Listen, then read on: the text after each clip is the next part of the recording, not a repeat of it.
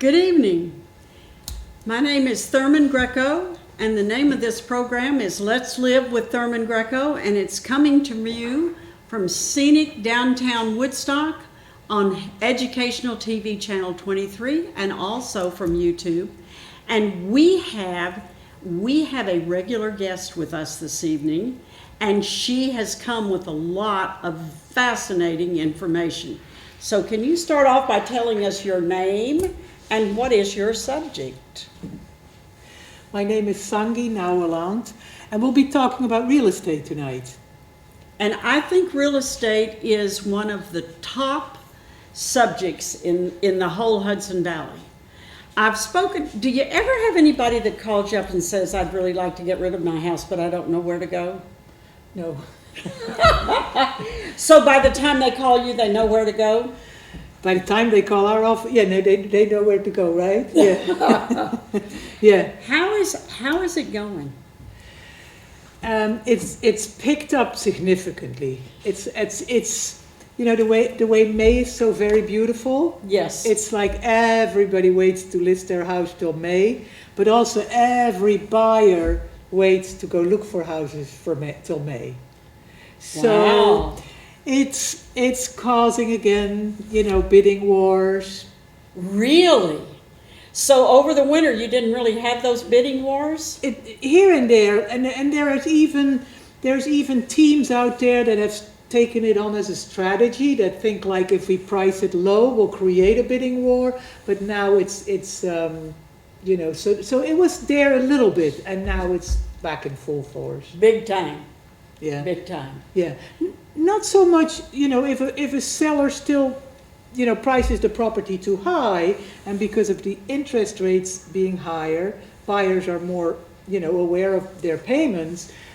So some properties are going down in price and sitting there, which didn't really happen in the pandemic. But now they're going, fast, and I am very surprised with how also it's not just the Hudson Valley. It's like starting to, west. It's more and more branching out. Really? Yeah. Yeah. So if somebody thinks, okay, I'm going to move to my new job, or I'm going to move back to the city, or I'm going to do this, what do they do? If there's all of this happening, how do you find a real estate agent, and how do you figure out what's your first step? A lot of people either know so I think a lot of it is word of mouth business, but also a lot of people most of the business right now is online, people searching online. Most of the buyers are online, and I imagine most of the sellers are going to go online looking for a company. So when they go online, they will find like that Coldwell Banker is a very good company. And then, so my company is Coldwell Banker Village Green Realty. Now, Village Green Realty started here in Woodstock on the Village Green by this woman, Joan Lonergan. And she was a very smart woman, and she was into helping people, and so is Coldwell Banker. They were into seeing that the market was being exploited by some people and making quick money. And so she was into helping people, and that's why she eventually joined with Coldwell Banker. So, because by joining with Coldwell Banker, we have much more outreach, we have much more, the agents have much more support available, and marketing, and an enormous amount of help to support our business. Joan started it, but it's since gone to our new owner, which is Candida Ellis. And we have 4 mantras, and the mantras are: always be honest. If you don't know something, say you don't know and find out. Deliver on your promises. And then the 4th one is, I have it here, let me see, I thought I had it. Listen, those 3 that's a mouthful. Yeah, they are very, they're good ones. So that's I'll find it at some point. They'll come back to me. No, can we go over those 3 again? I'm going to look for it then, right? No, just those 3. The first one was incredible. Always tell the truth. I mean, that's amazing. Yes. I mean, you know, Candida has a reputation for coming through with these things. Yes. And to be honest, in today's market, always tell the truth. Yeah, that's so. It's about serve. Oh yeah. Now the fourth one came to me.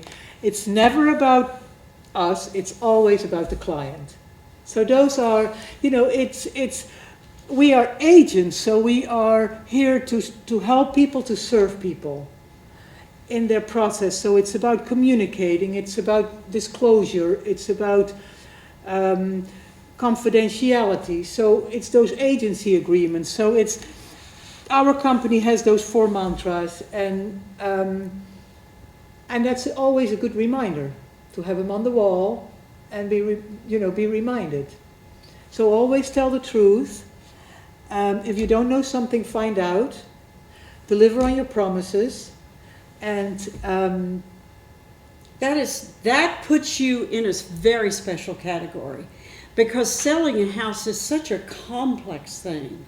So the fourth one is, it keeps slipping my mind, and then it comes back as soon as it's not about us. It's about the clients. I will say that when Jeanette was buying her home, it was all about her. Yeah. And I can remember saying, Jeanette, come on, lay off, and you were saying, no, I have to know everything. Yeah. And that's how it happened. Yeah, it's a big deal buying and selling a home, you know, and it's a huge deal. So it's hugely important to feel supported, to be supported, to feel. That's another thing I feel is very important, to create a safe environment, you know, where you can talk, where you can. It's everywhere in life. It's a good idea to create a safe environment, but especially when you're going through stuff like that, through big, you know, a roof over your head is huge. Buying a house and selling a house, I think, is the single most stressful thing that happens in your life. I mean, that is the toughest thing that happens to you. You can talk about serious diseases, you can talk about divorce, you can talk about all kinds of things, but that house, you know, that's the roof over your head. Yeah, and it's attached to jobs or placement or people, you know, how many people you're living with, where you're living. Yeah, it's a huge deal. They say what? Divorce, losing a loved one, and moving, right? Yeah. And changing jobs, but to me, it's the house is the toughie. Yeah, and and my passion, the single most important thing is in wealth building is owning real estate. So if I can help first-time home buyers, because not only if you're paying rent, you're putting money every month in somebody else's pocket, in somebody else's savings account. If you own your own home, you're putting it in your own savings account. You're building your own wealth. And I feel so passionate about helping first-time home buyers, and especially there's been so much discriminating going on in our history. You know, like certain people not even being allowed to own homes. So if I can help people get their home, because not only are they then putting every month money in their own pocket, but they also have something to pass on to their children when they are, you know, when they leave the planet. And you know, sometimes when you pay rent, you think to yourself, well, if something happens and I want to pick up and leave, I can just go. Well, if you own the property and you want to pick up and go, you can go. Yeah. Plus, you've got this nest egg that you're building every month. Every month. So you couldn't ask for a better situation. Yeah, and it's your own. Yes, it's that I feel very passionate about. So helping first-time home buyers, Robco has a great program for first-time home buyers, and more. And there's grants available. There is there's different grants and different subsidies available now to help first-time home buyers to get into their own house. Also, if anybody has served in the military, they can literally get into a house with no down payment because the government helps them roll it into their mortgage. So there are so many programs available. So especially with the high rents right now, people really would be very good to look into the option of buying. You know, sometimes if you're renting a home or an apartment, the landlord can just come in. I just hear these stories that are incredible. Well, if you're paying a mortgage, you're not going to have somebody come in and say, we're going from 500 to 2,000. And I hear that. I know, yeah, that's why all the laws. The thing that leads to is that right now the biggest issue in the real estate market right now is that we don't have enough inventory. And we don't have enough inventory because the sellers, we have to get those sellers to dream again. You know, to come to that place where they say, I want to downsize, or I want to upsize, right? Or I want that extra bedroom, or I want that yard, or I want to, live in a place where, whatever you dream, with that yard, with that view, without that yard, without the view. So, and the biggest issue with that right now is that the sellers, the homeowners, have a mortgage with very low interest. And they are thinking, if I sell, I'm going to end up with a mortgage with a high interest. And that's where we're stuck right now.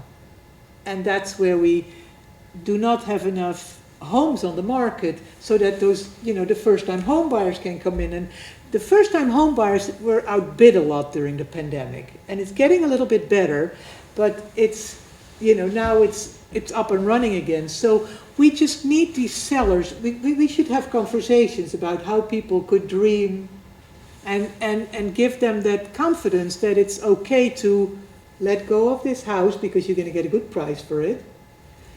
Find that next home.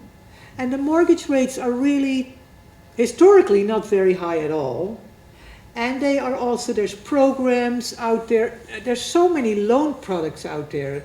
Definitely do shop around with different loan officers because they all offer different things. There's so many products out there of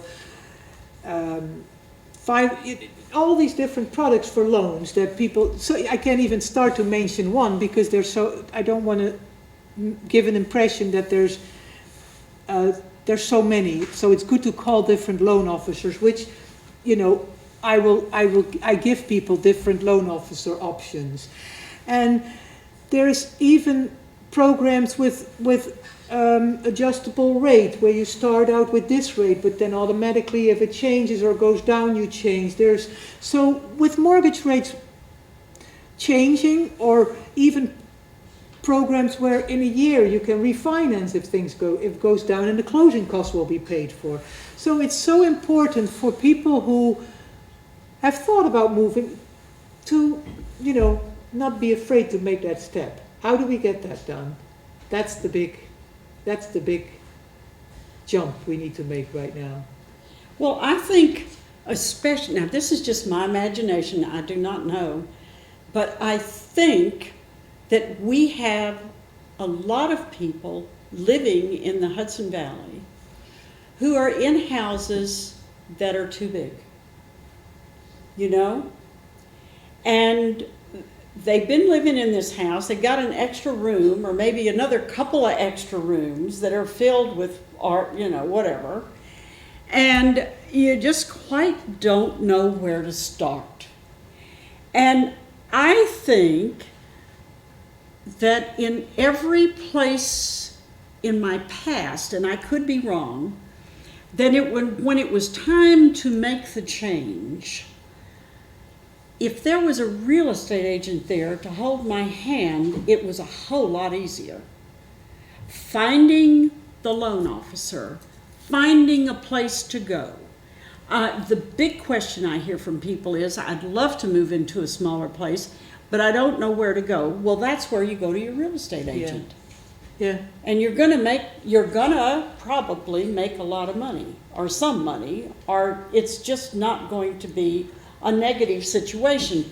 So, and you have been so helpful.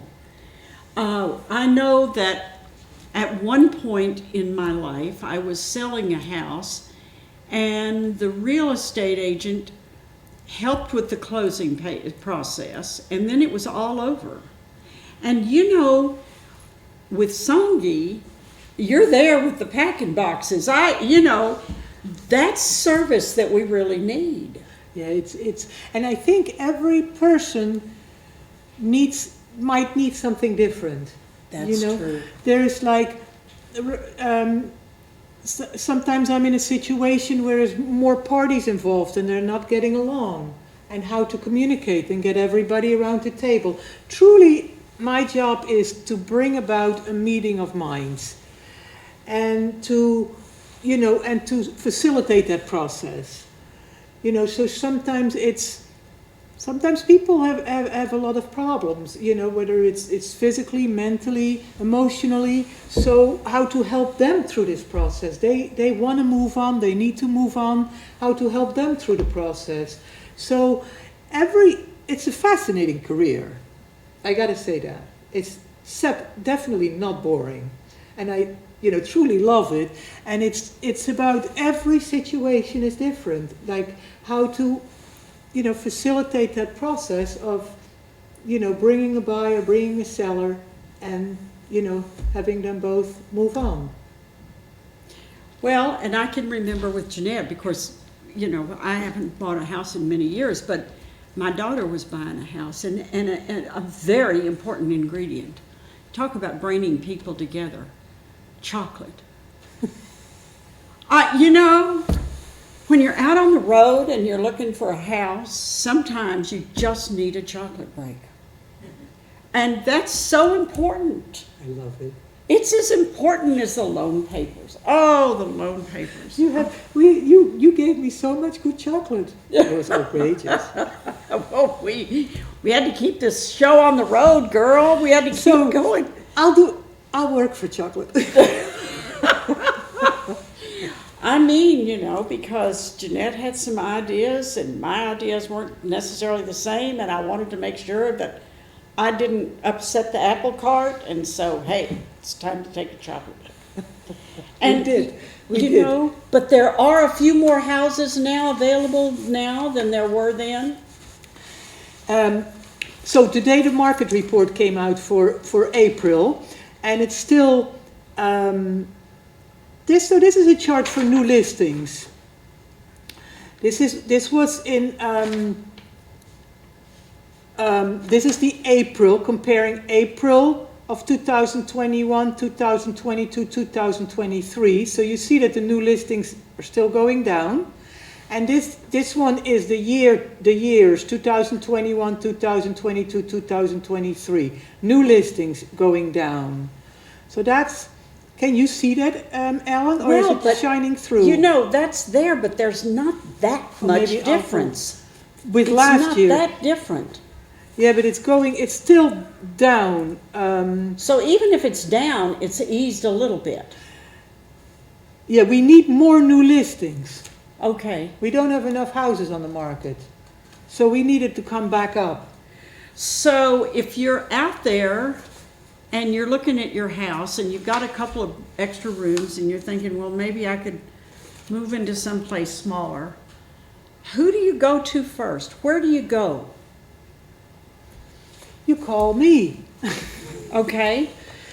Call me. And then we'll look at it. What you need to do is first you need to put your house on the market. That's why you want a good real estate agent, because I think intuitively you want to first find that new home. It's just this, there's some trust involved. There is mostly trust, I'm going to say. That it's going to work out. So you can put your house on the market and make it contingent on finding a new place. Ah, okay. So you're not going to have it sold right out from underneath you. So that you don't get it sold from underneath you. So there's so much in language that can be said and done to make it safe. So you could put your house on the market, make it contingent on finding a new home. And then you're going to start, you put your house on and you're going to start actively looking for what's on the market. And then when you find a place but you don't have yours, the contract yet on yours, you're going to make that contract contingent on selling your home. So it does make your offer look less attractive. It's better if your house has a contract on it. If your house has a contract on it, you know, you have a solid buyer, and then to make an offer on a new place, then your offer will much more likely be accepted. So there's language that can be built in, there's communication that's needed. It's just all these things to create a safe place so nobody feels like your house is not going to be sold out from underneath you. You know, nobody can do that. Well, because that's a fear that people have. So that is absolutely, nobody can do that to you. That's wonderful. Yeah, yeah. So it has to be made safe, doable, livable, manageable. So real estate agents, we can help you find people to do certain things for you. We find you with loan officers, find attorneys. We always give you a list, or I always give everybody at least a list of 3 people to choose from. But there's also, within my company, there's always emails going back and forth of like, we need a roofer, we need somebody who cleans up, and pulling all these 120 agents together with their knowledge of like, people that what homeowners need, what new homeowners need, and what people who are moving or downsizing need. So there's a huge support system there of giving you everything you could possibly need within, to make that transition. Well, downsizing is a very interesting thing. And I went through downsizing.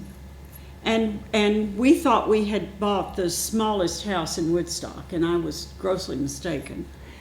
But it was still way bigger than what it should have been. So there's that issue. And so that comes down to a yard sale is what that comes down to. It also, I think, comes down to telling your children that if there's something that they want, they can come get it this weekend, please. That's all. Yeah, that is also a very good. Yeah. And letting people know that. And once you put yard sale up, then people who are looking for your things are going to start looking for your house too. Yeah, and donating things is, I think, a great way. And then there's some people are good at selling things on Facebook and Craigslist. So that's definitely a first step. But it's the dreaming, allowing yourself to dream, for a situation. Ultimately, that's kind of the first thing that has to happen, right? Some people need to downsize to a 1-floor situation if they don't want to deal with stairs anymore. That's true. The first thing you have to do is you have to dream. Sangi, there's a lot of wisdom with that. The first thing you have to do is you've got to realize there is a place waiting for you. There is a place waiting for you. And once you realize that, and you put your house up for sale, all you have to do is find it. And with a real estate agent, the choices are there. There are a lot of choices. I found that out. Even though people say the market is so tight, there were choices. I mean, we were looking at houses every day. I mean, this area is absolutely amazing because there's no 2 houses the same. Absolutely. It's such a fascinating business. I mean, we have so few townhouses or condos. Every place is, so unique. Yes. And we have. It's just such a beautiful area with ponds and streams and views and, but and villages and cities, and it's just amazing what, where we live and what's available. Also in the Hudson Valley, we have communities, and then there's a few miles, and then there's another community. It's not like we're all jammed in. It's really not. And the Hudson Valley and the food is fabulous. It's true. And you do not have to leave the Hudson Valley to find the place of your dreams. And I think the fear of unknown is one thing, and the fear that, I'll put my house up for sale and I don't know where I'm going to go. By the time that happens, you're going to know where you're going. Yeah, and I think people don't. I mean, when I was a house painter for 35 years, and people, when I was a house painter, there were, there's a scale there of people who know what they're doing and people who don't know what they're doing. And I think you find that in every profession. And so to find a real estate agent, I'm proud to be associated with the company I am with, and to be a real estate agent that, I'm going to give you what you need to help you along in this transition, and give it all I got. And that people are trustworthy. There's I think they've had a bad rap for some, for in some people have a very don't hold them in high regard. And I think it's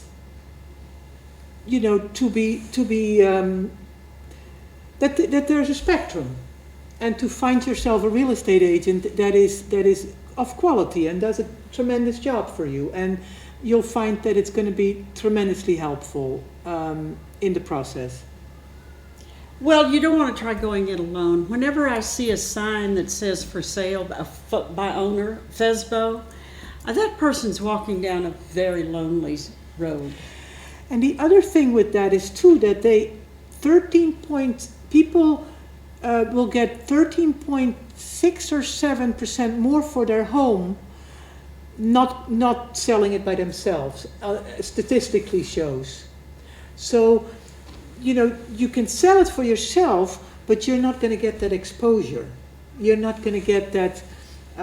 People think, oh, look, we're saving that 6% commission, but meanwhile they don't see that they're not exposing it to the market, and they're not going to get the asking price they would be getting. So here they're paying a 6% commission, and they are, they're selling their house for 13.7% less. Well, I think that's true. If you're in a house and you've been in that house for several years, you don't really know the value of your house. Whereas if you have a real estate agent, that person knows. And not only do you have that agent's wisdom, but you go up another level. Like, if somebody comes to you, they've got Sangi. But then we've got Candida too. And then the other thing is, we've got all the other. Yeah, a really good team. And then the marketing for the first whole. When you list your house and it goes on the MLS, for the first whole week, automatically, your ad pops up in this large radius on. If you go on the Weather Channel, and you've been looking for real estate, the ad pops up. Wow. So for a whole week, the ad pops up on CNN, sports sites, weather stations, all kinds of sites. So that's a phenomenal thing that we do. The other thing we do too is we have the photographer come in and take professional photography of your entire house, but he will also create a virtual tour. He puts this camera in every room, and then he has this you got to get out of the way, because he has this camera making these 360 degree pictures, and he basically, so anybody anywhere in the country or the world sees that site, goes on there, and then you're on your computer and you can basically walk yourself through the house. Wow. Really nice. So there's the virtual tour that automatically, we offer. And then we have a phenomenal website, we have a phenomenal lead, bringing in those leads. People, when we see that people are interested in something, they're pursued. So you have an enormous amount of support behind selling your house. It's not no small town endeavor. The reach out is enormous. I've had listings where, people called from the other coast and were willing to buy it sight unseen. The other day I went for buyers all the way to Roxbury to do a video walkthrough. So, people from everywhere, now can see, these sites and so those are something you can't do by yourself, something you need help with, and, there's good help out there. There is, and it's even improved by the fact that it's more than one person. It's it's a team that's working for you. How long is it taking to sell a house nowadays? If you price it right, it's going to go very fast.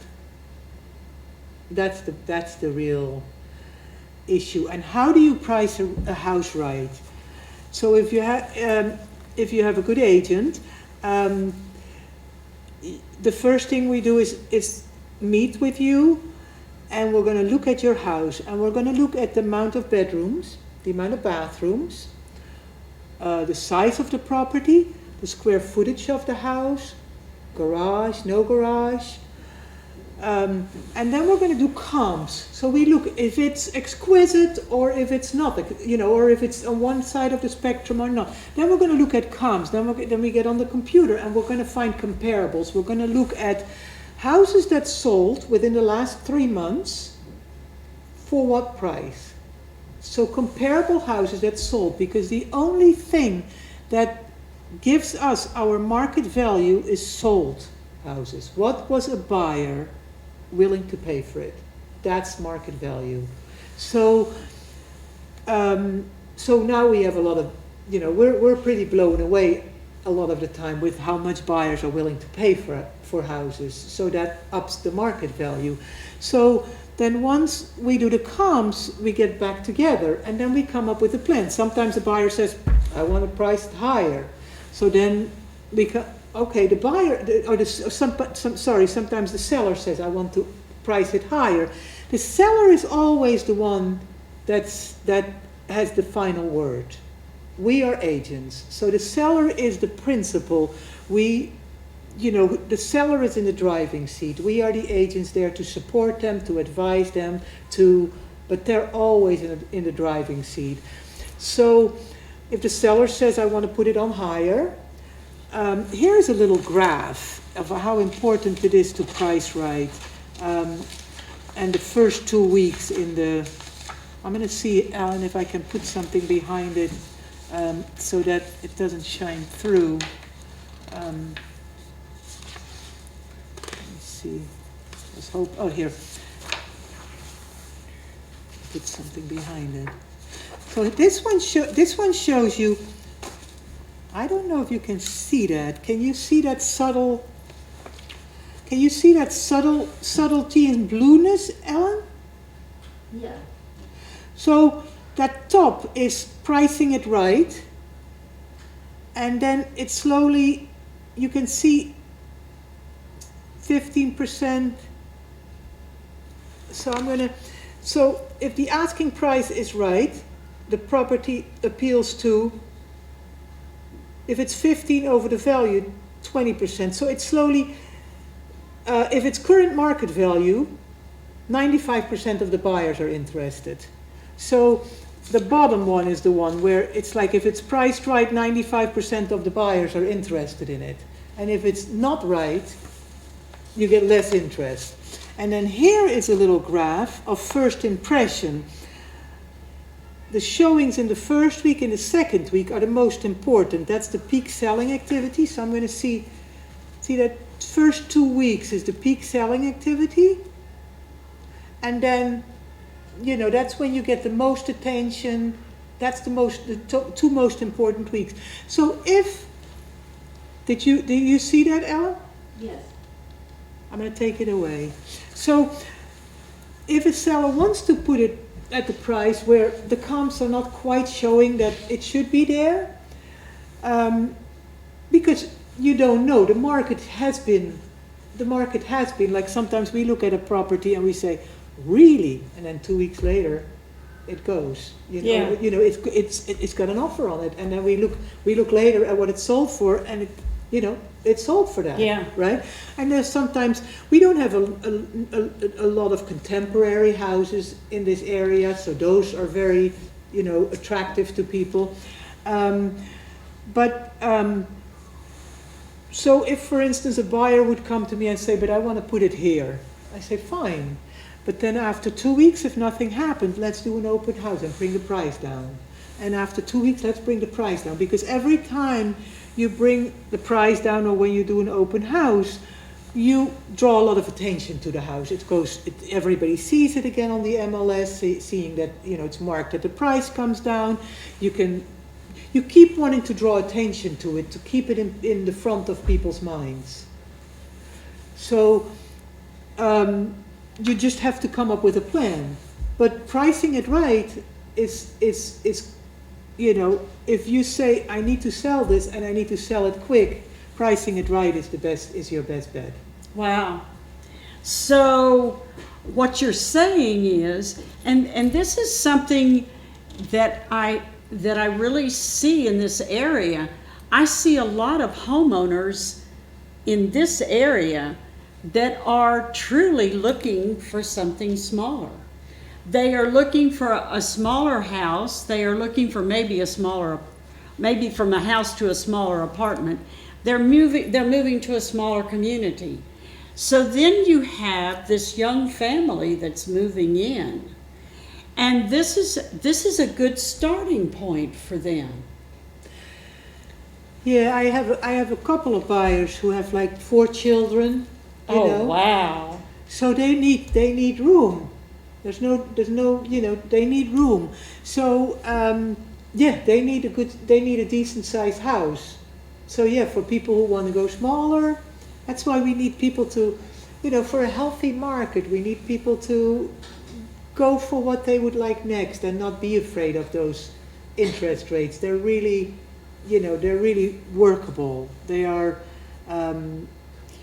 For me, the interest rates they're not prohibitive for me. I mean, I bought a house one time in Washington, D.C. I think I paid 18.3% interest. I mean, so this is not prohibitive. No, and it's like, it's really not bad right now.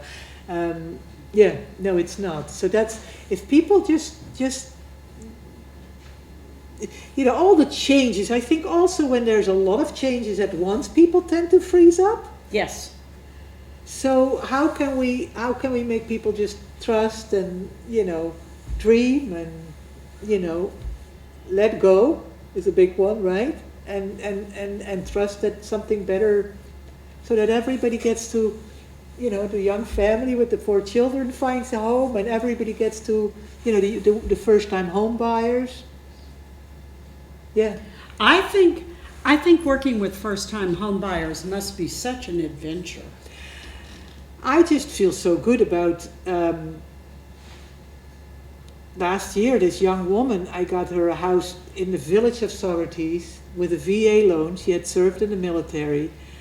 And that made me feel so good that I got her a house with her children, and that she is not putting every month her hard-earned money into somebody else's pocket. Right. And a really nice house in the village of Socrates. And she's working for her children. And she's working for her future. That wealth building is so important. It's so important, and that's, I think, the only way we can get the society to become more balanced, so that it's not super rich people and super poor people. It's a way of balancing it out. If people can own their own home, if homes are not going to be bought up by large corporations, first-time home buyers is the best thing we can do for ourselves as a community, to get them a house and to get them to put money in their own pockets and then pass it on to their children. and try to keep the large corporations out of our rental market. You know, that's a true mindset as well. I've known several real estate agents in my working career, not necessarily that I used them, but I have had colleagues who just worked the first-time home buyer. You know, it takes a different approach totally, so that when you get somebody that has not had a home before, you have a different path that you're walking. And it's the same way with the senior. When the senior looks at you and says, I need to move into a smaller place, I can't keep track of this. You know, they realize it's the end, you know, but it may not be happening next week, but they still need to get out of that bigger place. Yeah, and that's why it would be good if we had more condos. You know, that builders would build more condos for people. And the other thing, I want to talk a little bit more about Rubco, since we're talking about first-time home buyers. I bought my house through Rubco 16 years ago. And Was Rubco, it 16 years? Oh, Yeah. and Sangi, your home is such a jewel. I love my home. It needed to be completely redone, and I'm doing a room at a time. I have 2 more rooms left, but it's such a joy to do it my way, Yes. how I like it, my home. So right now, the program has changed a little bit from when I was with Rubco, but right now they have grants available for Kingston and grants available for Ulster County. And the grants add up to close to 50,000. You have to fall within a certain income bracket, and I think there's new guidelines out now, and it's something around, for a 1-person family, around 50,000, and I think for a 5-person family, I think it's at 97, but you have to check because they do change. And the first thing you do is you call them up and you ask them about their first-time home buyers program, and then I did it in December. It was an hour Zoom meeting where you go for an hour on Zoom and you get all the information.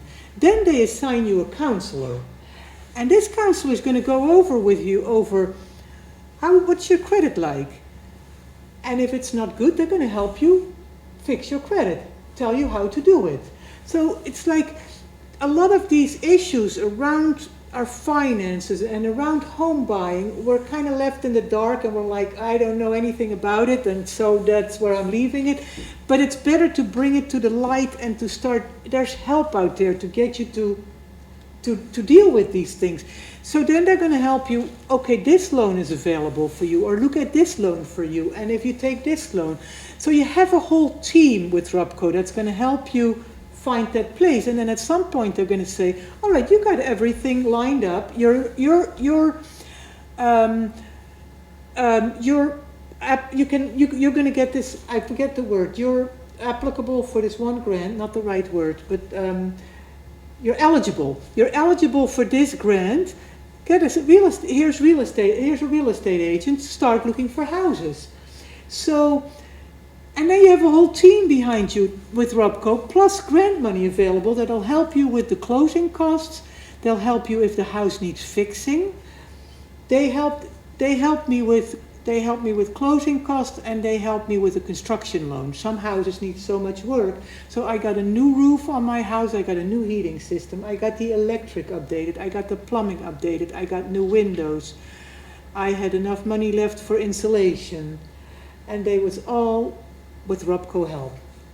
So, yeah, we're talking about sellers dreaming to move on, but we also would like, even though the market might still be a little frustrated for buyers, get that process started. Like it took me about 2 or 3 years to get everything with Rubco organized. So it's a good thing to get started, to reach out to them, do their seminars, get their help to clean your credit up, to get it to everything in a strong spot, and then start looking for houses. So it's a good place to start, even if you say I'm ready in a couple of years. I think I think it doesn't hurt to dream. And I think that this is my own personal opinion, contacting a real estate agent is not a bad idea. It's not. It really is. I can remember several years ago, I knew that I needed to get in a different situation. And I contacted a real estate agent who had a house listed. And I really wasn't ready, but I, put my name on her list. And then I went about my business and I forgot her totally. And then my life completely changed. I had an older relative move in with me. I had my 2 daughters move out. I completely changed my situation. And all of a sudden I realized I need a different place to live and I need it now. And I found her card. And she came through like a charm. But it all started with just shopping. Yeah, we do actually have something really, really good.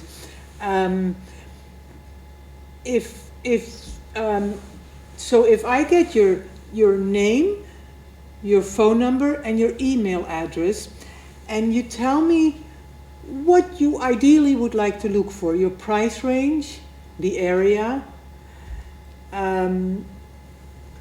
bedrooms, bathrooms, but that can be left out.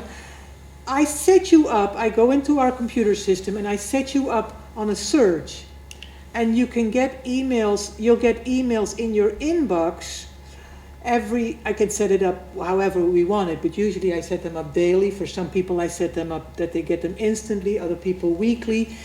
And so it's a kind of a way, it's a great way to start, because I have a client that says, I'm not ready yet, but maybe next year. But we set up that search so she sees what's on the market, what comes on the market, what is it priced for, what is it like. You have all the pictures there, you have the yard, the amount of acreage, the bedrooms, the bathrooms. So you just see what's available, and you just kind of, like you're saying, you're just kind of shopping and seeing what's out there and getting used to it. And then when you are ready... And that's so very important, because my father used to say that if you really want to know something about a subject, you need to learn the vocabulary. And learning the vocabulary of real estate in general, and the Hudson Valley in particular, and Ulster County, blah, blah, blah, you're not going to do that overnight.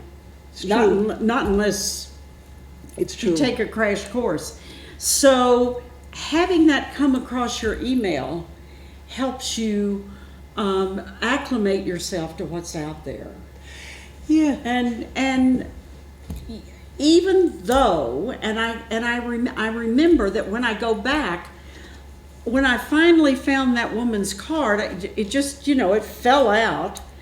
My requirements were completely different, but she knew how to dance that dance, and she turned out to do a wonderful job. And I think a lot of it applies to the energy of the real estate agent.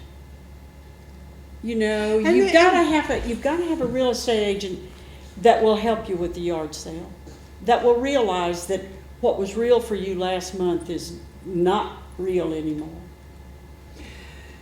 Yes, and there has to be some chemistry too, right? Absolutely. Because that's where the chocolate comes in. That's yeah, and then there is it. So say you're looking for a house, and you start to search. So there's what we did with Jeanette. We look for houses, which can be a lot of fun. Yeah. You get out there, and what a beautiful area we live in. And to go into all these different houses. I went into a house the other day. It was so stunningly gorgeous. It was staged as if you walked. It was all Japanese. It was staged, stunningly gorgeous. It was Every window that you looked out, every view, it was unbelievably beautiful. Wow. So, it's just every house is a new story, is a new adventure, is a book that opens itself. It is just truly a lovely start. And then as you go, I find that I explain, all right, now you see this house and you want it. Now what, right? So then then it's putting in an offer. Now to put in an offer, you need to have had contact with a loan officer to say, or give, have some kind of, show that proof of funds. So you have to have either to show that you can get a mortgage or show that you have the cash to pay for it, to put in an offer. So you can, if you're going to pay cash, you have to, you take your bank account statement, you cross out anything you don't want anybody to see, and you submit that to me. And then if a mortgage, you go through a loan officer and you ask the loan officer. The loan officer, I'm not allowed to ask you about your finances, the details, but the loan officer is. So the loan officer is going to go into great detail. He's going to pull your credit and he's going to ask you how much you make, pay stubs, taxes. So then that information comes to me, and then we're going to put an offer together. And we're going to say how much money we're going to pay for the house. So I will do my comps to make sure that that house is worth that money. I don't want you to put, unless you're going to pay cash, right? Can't have you put an offer on a house that is not going to comp out, because when you're going to get a mortgage, the bank is going to send an appraiser there, and the appraiser is saying, we can't give you that loan because it's not worth that much. So we'll do the comps, and I'll show you the comps, and say, yeah, I think we go under asking price, we go over asking price, or we go asking price.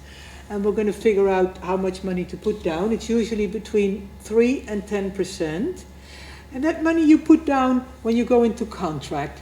But before that, you're going to put in that offer. And if your offer gets accepted, you have 10 days to get an inspector. And I'm going to give you a list of inspectors, and you're going to pick an inspector. And the inspector is going to come to that house, and you're going to spend 3-4 hours with the inspector and me at the house. And that inspector is going to tear that house apart and tell you everything that's wrong with that house. And he's going to come up with a over 100-page report, just so you know what you're going to be getting into. Just so you know what that house needs or what might be wrong with that house. After you get that report from the inspector, you're going to decide, do you want to move forward with it, or do you want to bail out? The money you spent on the inspector, which is usually between $600 and $1,000, is non-refundable. So you don't want to do anything like that unless you really like the house. And of course, we're going to look at the house, but the inspector is really going to give you do a very thorough look of the house. If you say that after the inspection you would like to move forward, then the attorneys get involved. Then the seller's attorney is going to write up a contract and send it to the buyer's attorney. And the buyer's attorney is going to look it over and have you sign it. And then at that point you're going to put between 3 and 10%. You're going to send with that signed contract to the seller's attorney. And the seller's attorney is going to put that money in his escrow account until closing. And then the sellers are going to sign the contract. And then you have a fully executed contract. At that point you start your mortgage application. So now the mortgage application, you're going to go to the bank and start that whole process.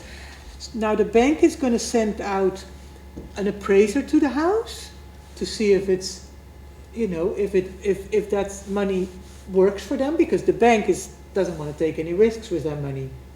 And then at the same time, they're going to do a title search, because they want to make sure that when you buy that house house is yours, that not somebody is going to walk up to you in 3 years and say, look, my grandma has in her will, this was my grandma's house, and in her will it says she's giving it to me.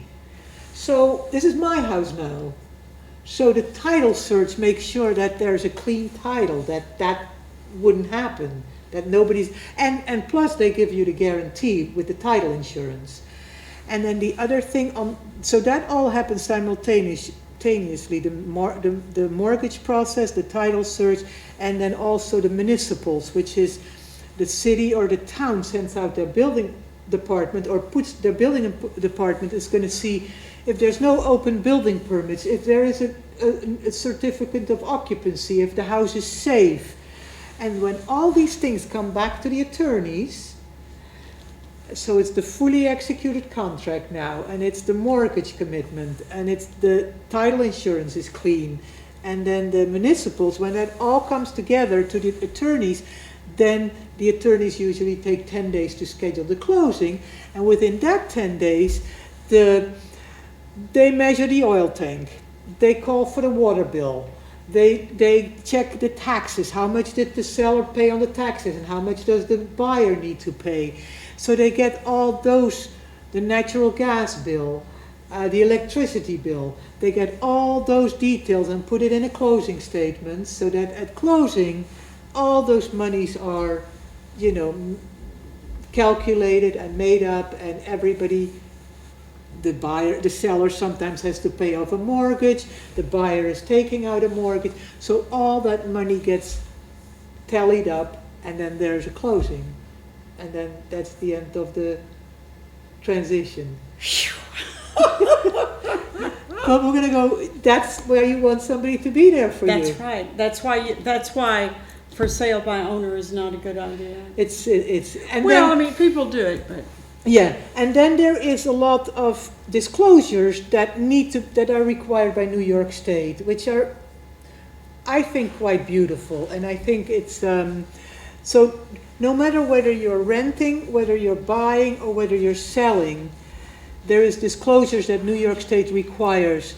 And one of them is an anti-discrimination disclosure, which everybody has to sign. Uh-oh, we're down to 3 minutes. Should I say it? Should I explain this one, or for next time? We're going to leave it for next time. To be continued. To be continued. To be continued. We're going to start with the disclosures next time, because they are beautiful. Oh, New York State is fabulous. I love New York State. Well, listen, Sangi, you've got 3 minutes. Tell people how to get in touch with you.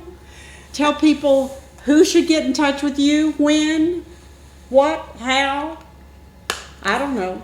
My business card, but you're not going to be able to see that. Sangi, Noyweland. I'm in the Kingston office of Coldwell Banker Village Green Realty at 268 Fair Street. We're like diagonally across from Yum Yum, and we're 2 doors down from La Canard. You can always go in there and speak with Amber. We have the most wonderful people in there, and Amber will definitely put you in touch with me. If you want any question, there's no question too small or too big. My phone number is 845-399-9768. That's 845-399-9768. But 268 Fair Street in Kingston, ask for Sangi, and I'll get in touch with you. Thank you so much for coming, and thank you so much for sharing this information. This was a wonderful, wonderful class, which we all need to do because people need to have a roof over their heads. Everybody needs a roof. And thank you very much, Miss Ellen. Ellen, thank you. We love it. Thank you again. Thank you. Say good night. Good night. Good night.